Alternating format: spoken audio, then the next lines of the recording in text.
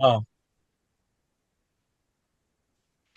hi everyone. This is Ricky Spencer, And I'm AJ, and welcome to our latest podcast of Healthy Bites.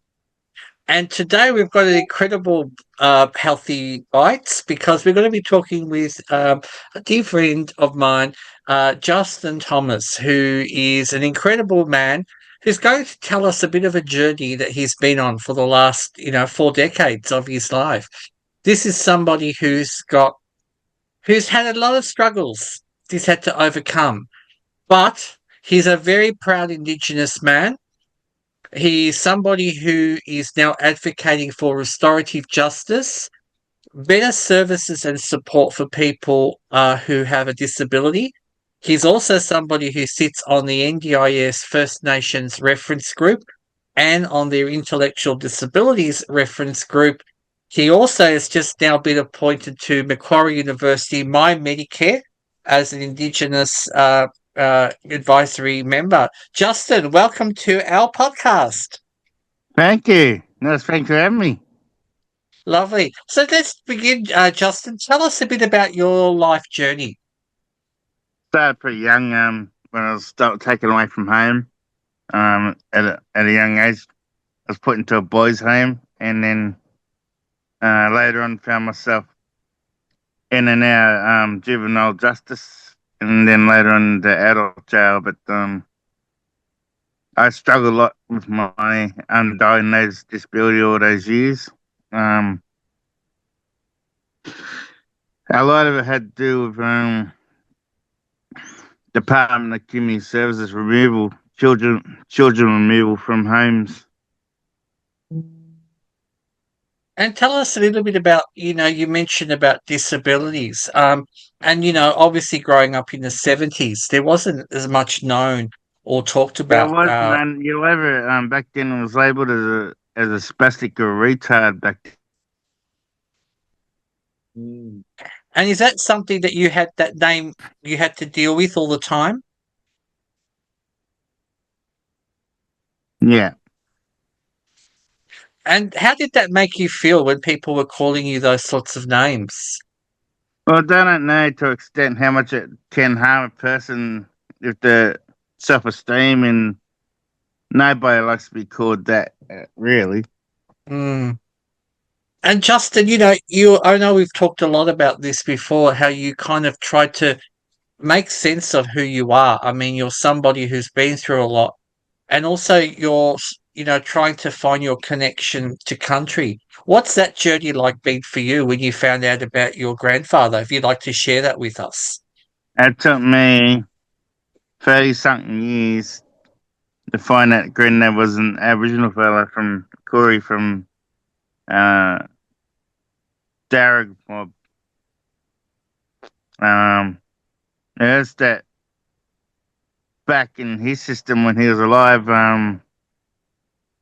it was quite black and white, systemical thing back then, and we all know about that generation. It was pretty hard for our mob to get jobs and that. And I remember you telling me that he decided not to tell people, even in this family, when he got uh, married to your mum, about his Aboriginality. He kind of hid that, or they didn't talk about it. Was that correct, Justin? It was hidden in the family. When he had kids, which is my auntie and my mum and all that. He told them that he's just a white fella, and there was nothing more than denial because remind you back then when he was working, he couldn't he couldn't pronounce him Aboriginality to get a job back then there because if you say you're an Aboriginal, you weren't likely going to get employment in Australia.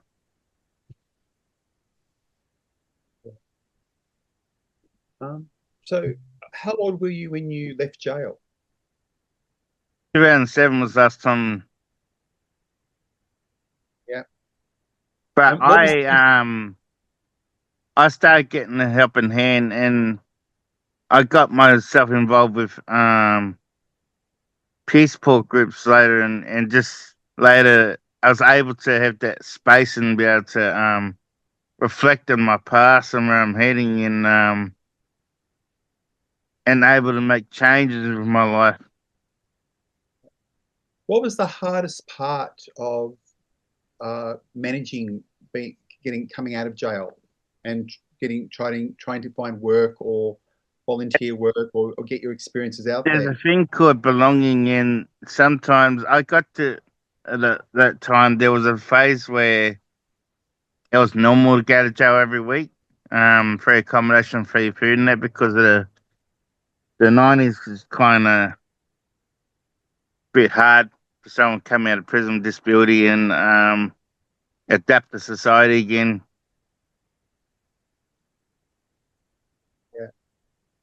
Yeah. What's your biggest achievement that you'd say that you've done? My biggest achievement was being nominated as Australian delegation for the United Nations in Geneva in 2019. Wow. And then going to Garma Festival a couple of months ago up in Top Bend and Gove, and it was nice there as well. Yeah, wow. Did you actually go to Geneva? Yeah, it did. Yeah. Yeah. What was that experience like? It was great, actually. That's where I was truth telling there, because there's a lot of things around indefinite detention and justice kind of thing, and things like that was brought up in the United Nations, and because I got that lived experience, I was able to talk about it there. Yeah. And what part of a group were you associated with, Justin? Who did you go with or represent? Mm? Who did you represent when you were selected to go to Geneva? I was with Damien Griffiths and Matthew Bowden and all that, and I actually went there as part of just a delegation for Australia because there's a lot of things that were I forgot reports that need to be handed in and discussions about personal lived experience and systems hasn't changed in Australia, and getting back their recommendations from the United Nations about this reports.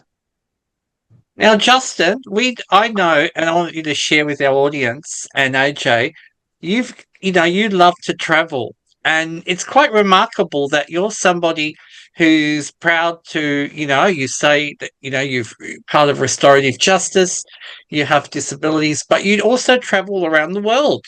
So what's it like? Tell us, where did that come from? Where you love traveling all around the world? It's good. I've only started traveling 2009. My first travel was to New Zealand. That was quite good. I got a bit of family over in New Zealand too. And then I got used to it, and I found that because I didn't have that freedom when I was a kid and all that, I like to travel and explore the world a bit to let my head down and in my spare time, and meet new people and go and look at history of other countries and that. And what Uh, countries have you traveled to? New Zealand, Fiji, Geneva, obviously, and Sweden and Denmark and um, Malaysia, Philippines, Mexico, Cuba, Jamaica,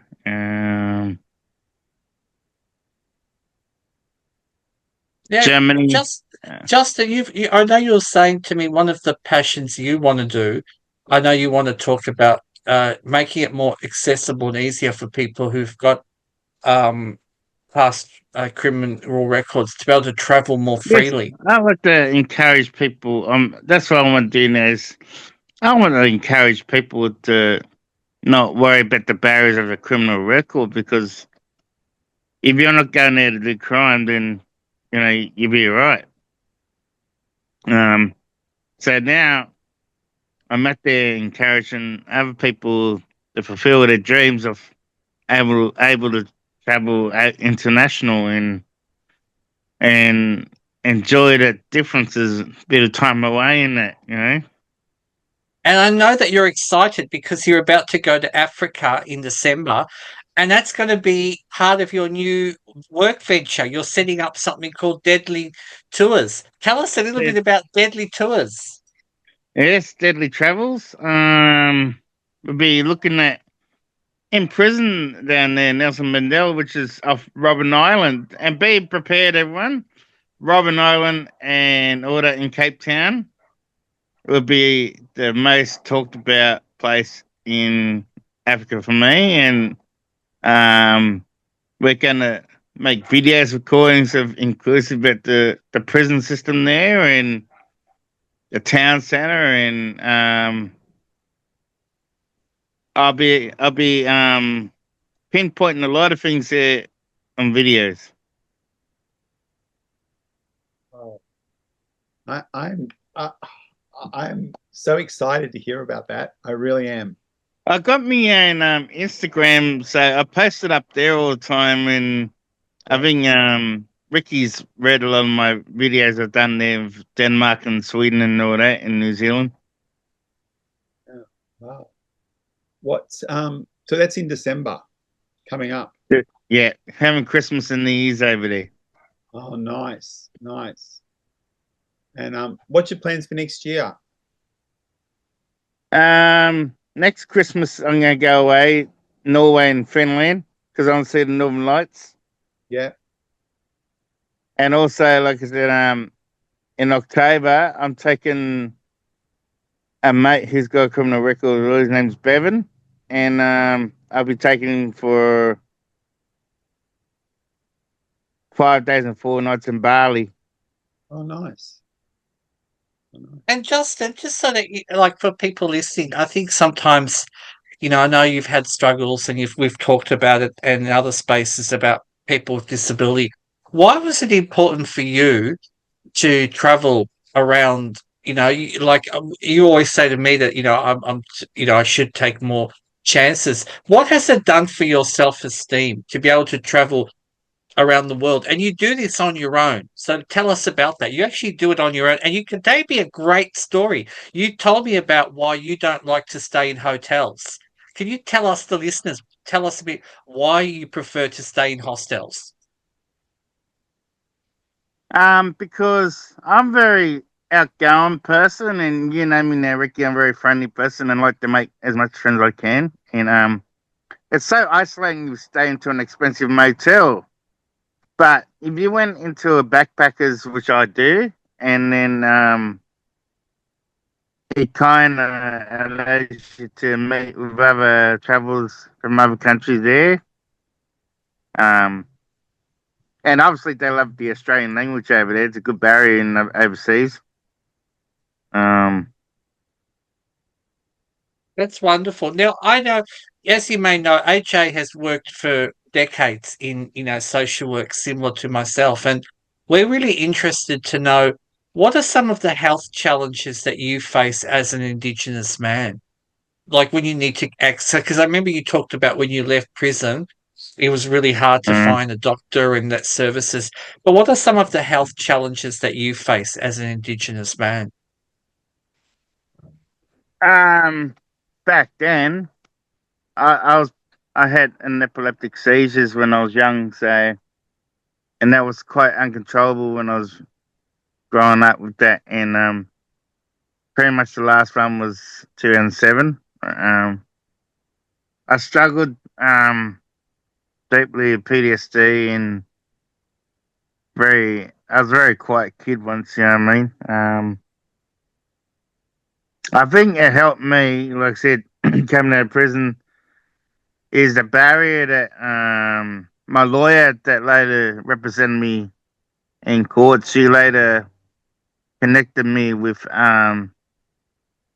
Sydney City Mission in Sydney there, and they tried to bring me out of the dark. It's You hard because, and also the accommodation, hostels and hotels are all hard when you're getting out of prison. There's a big gap. Coming out of prison, making sure you got a place to stay is very, very hard. Especially you got a disability and all that, and you got your medical needs and that. Now, Justin, you told us, and I remember reading about it. You actually spoke at the Disability Royal Commission. What was I that? did. I gave evidence. Yeah. Why was that important for you? Truth telling has always been up there, prioritised truth telling about the system, how poorly it is, and that's the same as what I did at United Nations. It's the same thing. Truth telling about the system, how poorly it is, and things that need to be fixed to make it a better. What do we want change, see change, and all that in the systems, which is relevant, to today. And so now you're on the Macquarie University Medicare Committee. Tell us a little bit about that. I was quite enjoying meeting the two the other day. Doing that. I'm glad that I've always had an interest about Medicare stuff anyway. And able to talk about numerous disabilities in the health stuff there. And tell us, Justin, I you were think mentioning at the meeting about why you were really passionate about people who are about to be released from prison, and why you thought it was important for having access to information. um yeah, because not a lot of us, we all need coming out of prison. We all need easy information for people with disability, and one page profile for medical doctors and all that about you, which you don't get in the prison because the doctors and the nurses and the corrective services, they're all not trained to work with people like us and that. Have you seen any change since you've come out of like prison a number of years ago now? But have you seen a lot of change in how Aboriginal people are treated in health and community service areas? Yeah, I'm involved with I've been connected to Aboriginal Health up here and Cowan Health Services, and I get a lot of checkups, which is good for me, and a lot of the system at the moment has been pretty good for me. In regards to Aboriginal Health Services and that. What Um, what about your work, Justin? If you want to let AJ know, you remember about that group you're involved? Is it called Puzzle or Integration? oh yes, So yes, tell us a bit about that. I love going to that. I've been going to that since 2017, 2018. The first one was in Tasmania. Um, as people coming out all been experiencing the prison system and talking about resources and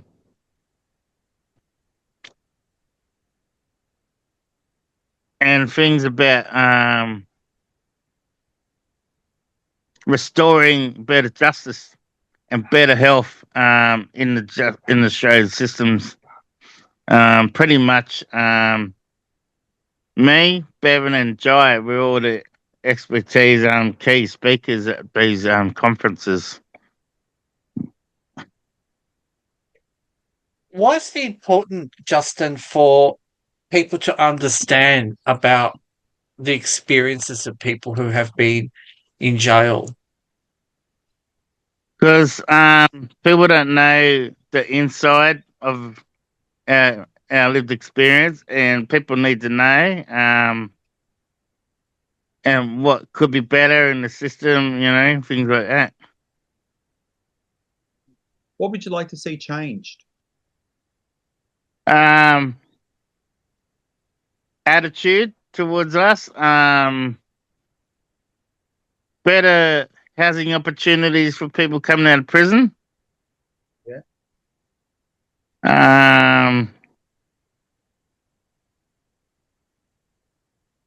And obviously they're cutting back bulk billing at the moment, so we need some more bulk billing out there for doctors and medical for our needs.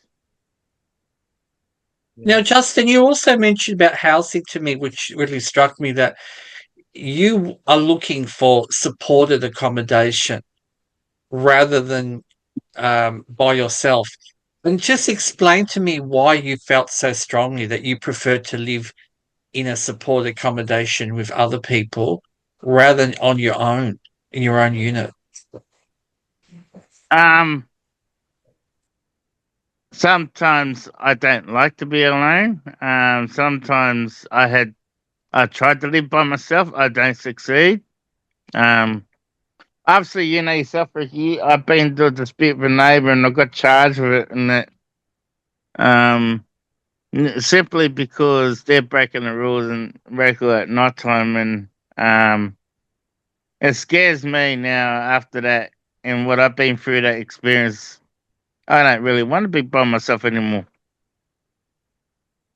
It's considering my PTSD and all that comes into play in it.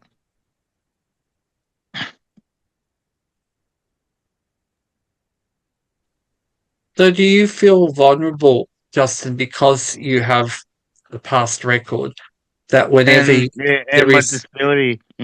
yeah. And do you feel that therefore sometimes you may be profiled by police? A lot of it does happen, especially if you get into a dispute with a neighbor and your criminal record pops up. You're automatically the bad guy compared to what they, even though they do it.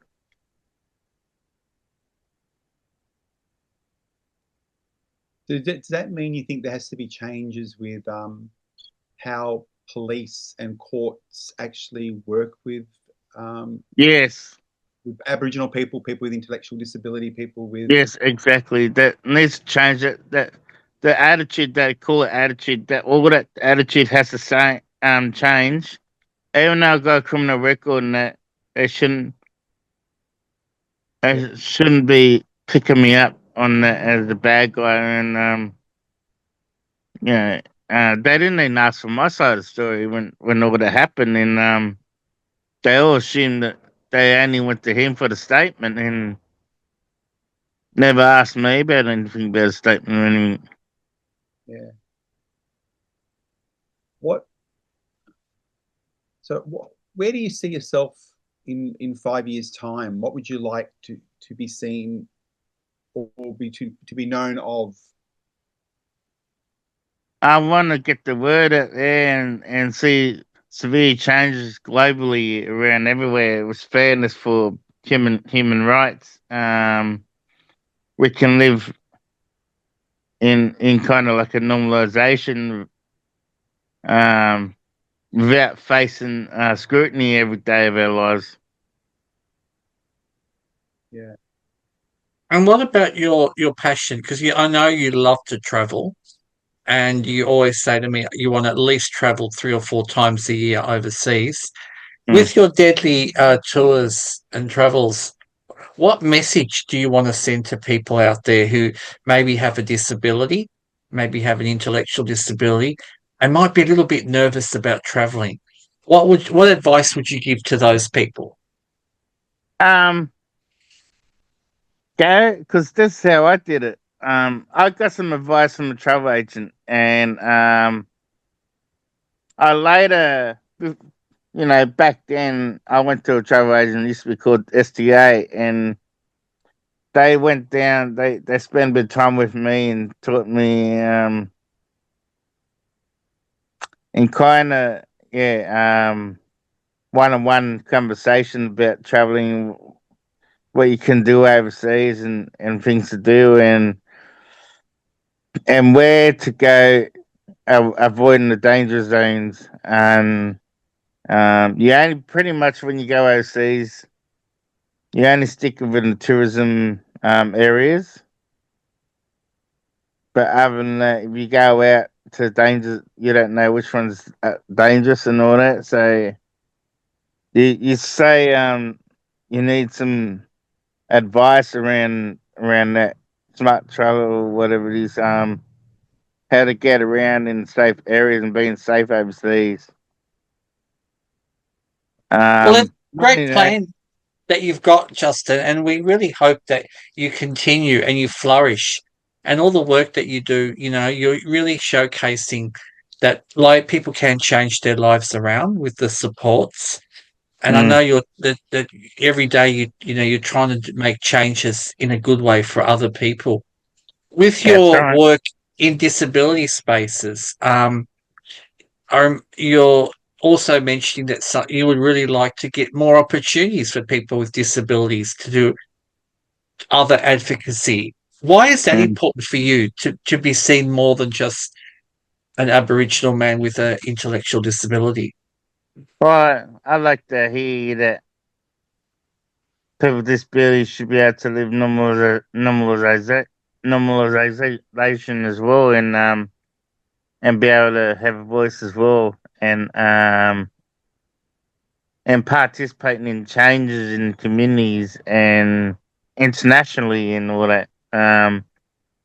Where disabilities, when they're traveling overseas, will be the new normal for them. They can go once or twice a year whenever they feel,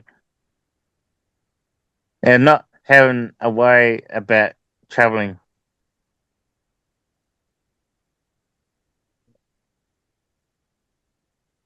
I think it's great, Justin, because you really showed us and our listeners that if you have the right attitude and you go with the attitude, yes, I'm going to explore the world and I'm going to meet new people and meet people on their level, good things happen. And you've really have put your past of what's happened behind you, but you've embraced the new Justin, the Indigenous man who's now making changes.